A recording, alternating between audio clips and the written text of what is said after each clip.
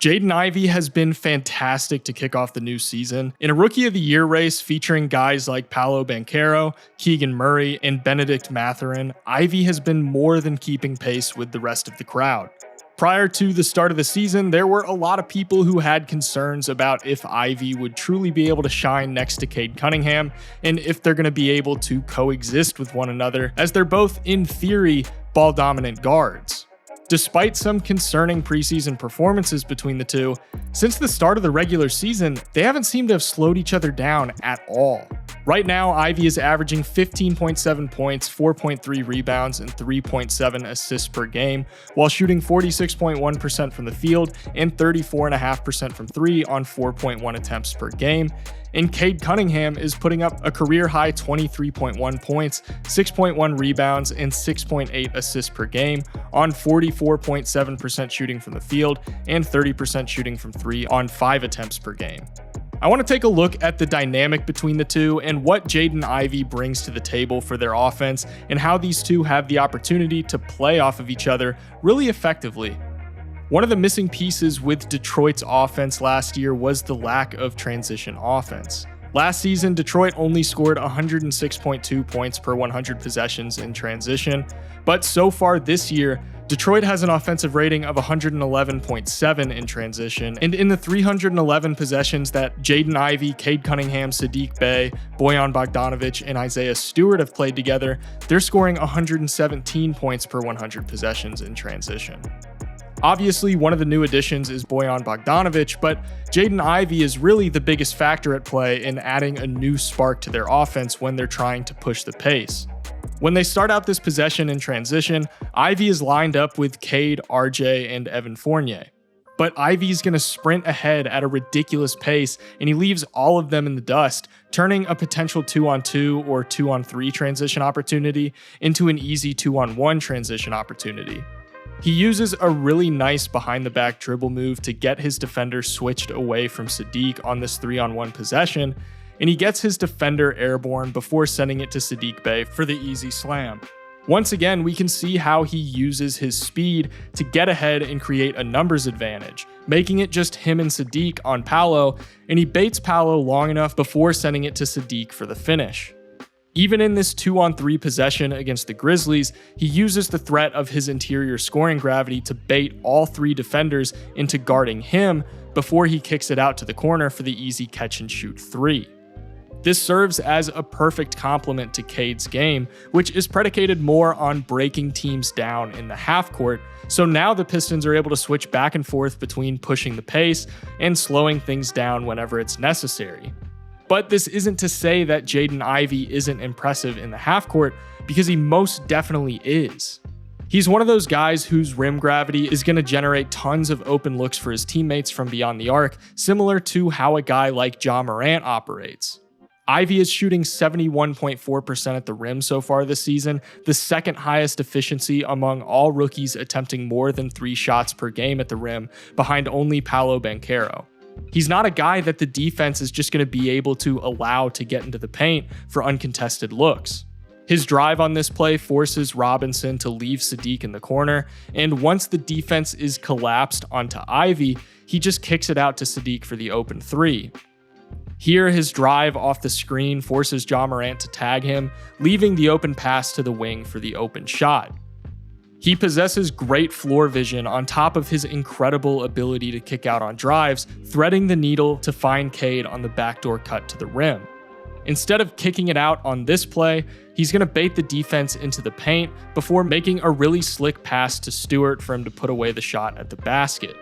Even without the ball, his cutting here still garners the defense's attention, letting Saddiq just pull out to the perimeter to get it right back to him for the open shot. On this play, Lopez is playing in drop coverage and Ivey is being guarded by Jrue Holiday. Ivey keeps Holiday on a string, pulling him away from the paint to open up the passing lane, and he's going to get Lopez to bite on the shot, so he just dumps it off to Stewart for the easy slam. This style of playmaking is such a nice contrast to Cade Cunningham, and it keeps opposing teams constantly having to adjust for the difference in approach to generating open looks. While Detroit currently only has an offensive rating of 111.7, good for the 8th lowest in the NBA, When Cade Cunningham and Jaden Ivey are on the floor together, that offensive rating rises to 114.9, which would be around the 12th best offensive rating in the NBA. It's worth talking about the fact that Ivey doesn't just stand around when Cade is handling the ball. Ivey is very active and he makes good moves to get open when Cade is breaking down the defense. Cade is in isolation in the corner and you can see Ivey pull out of the paint to open things up for him. When Cade drives, Ivey is going to make a cut as Cade draws more defensive attention heading towards the basket, allowing Cade to make an easy feed to him for the finish.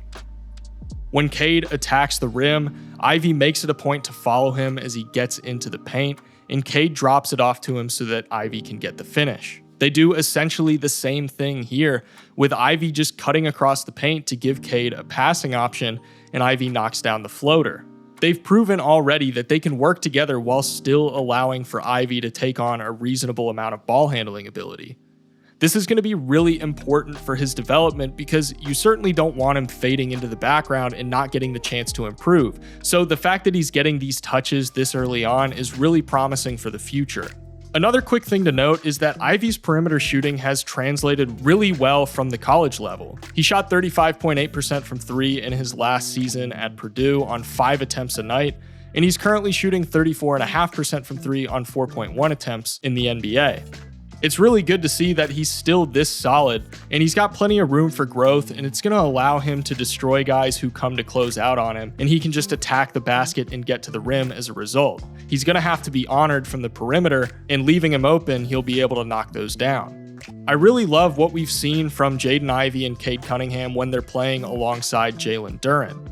This is one of their most effective three-man lineups so far this season, holding teams to only 90 points per 100 possessions in the 32 possessions they've played so far, outscoring them by 10 points per 100 possessions. I think that Duren is the perfect player to put around these two, given that he's such a hard screener and a fantastic roll man and cutter, and his defensive energy and ability to anchor the paint plays off of Cade's elite defense really well, and it makes up for some of Jaden Ivey's defensive shortcomings. It's still a little bit too early to draw any definitive conclusions on Ivey's defense, but he's still got some room to grow. He has no shortage of energy and drive, but he's still a little bit undisciplined. He struggles with screen navigation at times. He's going to have to learn how to dodge hard picks and become a bit more slippery when guarding them. Sometimes he can gamble a little bit too much, and it allows ball handlers to get by him, to get into the paint, or create space for an open shot. I will say that it's pretty rare for rookies to be good defenders from day one, so I'm not too worried about this part of his game, but I'd say that the defensive end is the weakest area of his game right now. That being said, I'm still very confident that he's going to have no problem developing into a reliable defender as he learns how to read NBA defenses better and gets some more experience under his belt.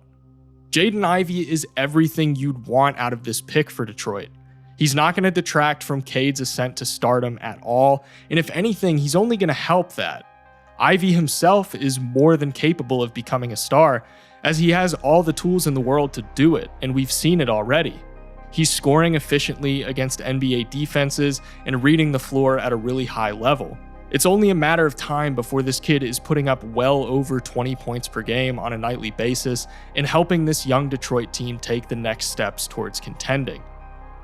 If you guys want to see more content like this, please be sure to subscribe and leave a like. If you've seen some of my videos before and you're not already subscribed, why not go ahead and subscribe so that you never miss another video? I'm aiming to hit 50,000 subscribers by the end of the year, and you all have been killing it and helping me get there. Thank you guys so much for watching, and I'll see you in the next one.